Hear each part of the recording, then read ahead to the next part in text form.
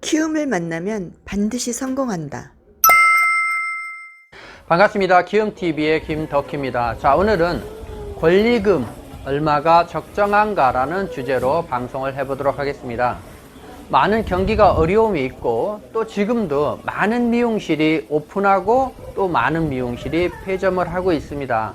이런 상황에서 얼마의 권리금이 적정한가라는 부분은 지금 많은 사람들이 궁금하고 의문이 있을 거라는 생각에 이 방송을 준비했습니다.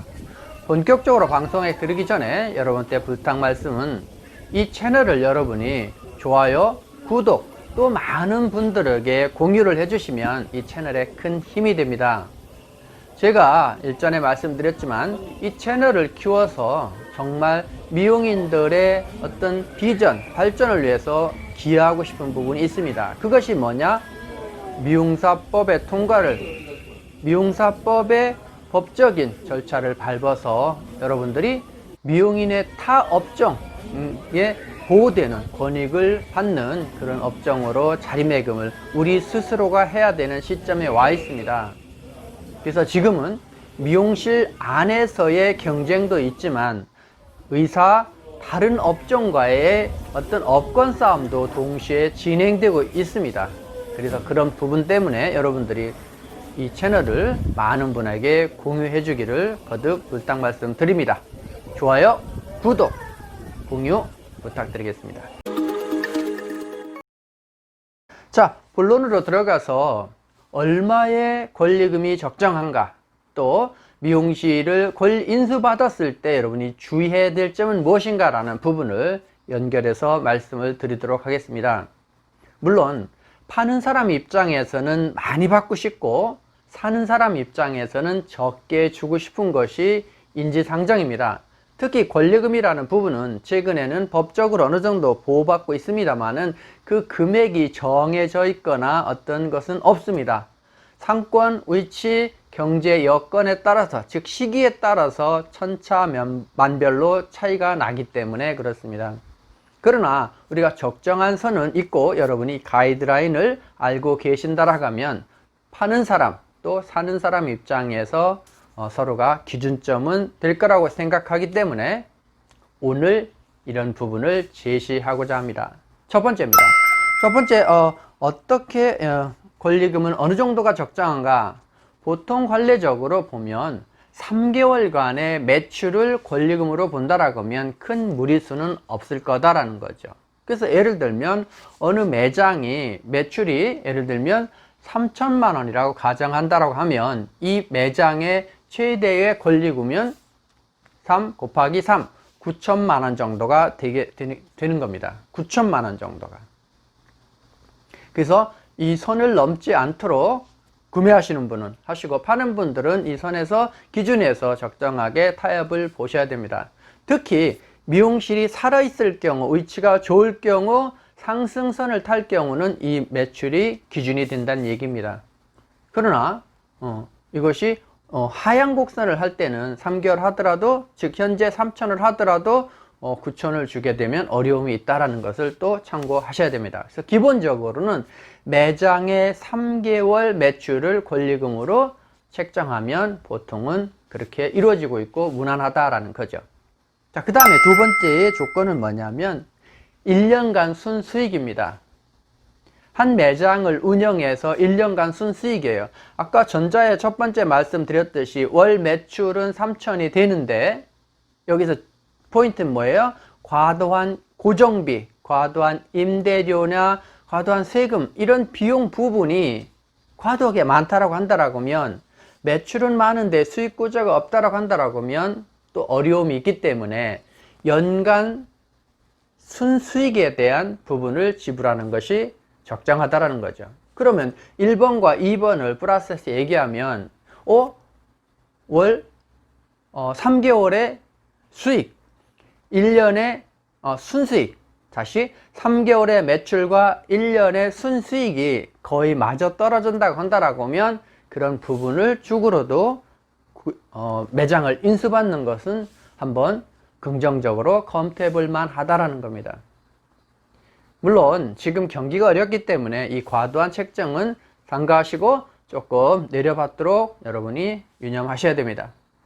그리고 여러분들이 착각하는 부분이 뭐냐면 간판만 바꾸면 돼요 라고 생각하지만 미용실이 잘 되는 경우는 괜찮습니다만 그렇지 않은 대부분의 경우는 먼저 하시던 원장님이 매장의 이미지가 안 좋거나 손님이 떨어져서 파는 경우가 많기 때문에 그냥 그 상태에서 간판만 바꾸고 미용실 인테리어나 분위기나 모든 부분이 똑같다라고 한다라고 하면 여러분은 인정하시겠습니까? 고객도 변화 발전됐다고 인정하기 어렵기 때문에 이 부분은 일정 부분 시설을 체인지해야 되는 비용이 추가로 든다라는 부분을 간과해서는 안 됩니다. 꼭 그 부분을 체크해야 된다라는 거예요. 자, 그래서 여러분이 1번 3개월간의 외형 매출, 2번 1년간의 순수익이 마저 떨어진다라고 하면 가능하다. 근데 1번 3개월간의 외형 매출, 근데 순이익이 없다라고 한다라고 하면 이것은 조심해야 된다. 그래서 2번 1년간 순수익이 3개월간의 매출과 맞먹는다고 한다라고 하면 여러분은 긍정적으로 검토해도 좋을 거다라는 부분을 참고하시기 바랍니다.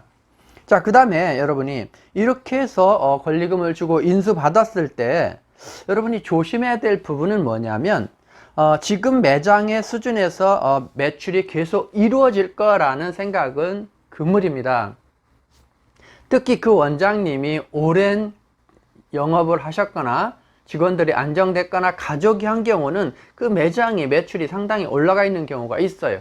그래서 그 원장님이 미용을 안 하는 경우, 아니 멀리 떠나가는 경우는 그 영향은 적습니다만은 그래도 상당 부분은 어려움이 있다. 즉 원장님이 떠나면서 떠날 고객이 상당 부분이 있기 때문에 그것만 단지 믿고 하지 마라 라는 부분이에요.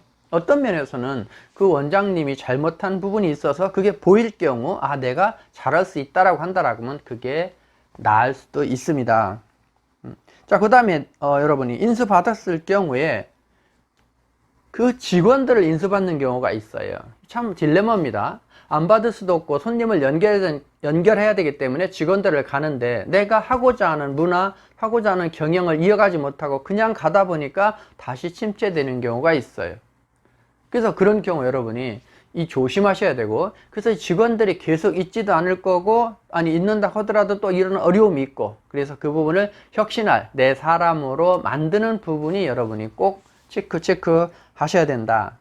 그러니까 또 직원이 있다 하더라도 고객이 떠날 수 있고, 고객도 떠나고 직원도 떠날 수 있고, 이런 여러 가지 변수를 여러분이 예민하게 검토 분석하셔서 하셔야 됩니다. 어떤 면에서는 새로 오픈하는 것보다 더 어려움이 있어요. 자, 그 다음에 5번째는 많은 분들이 그런 얘기를 합니다. 앞으로 들어올 상권, 저기에 몇 세대가 들어온대요, 저기에 뭐 한대요.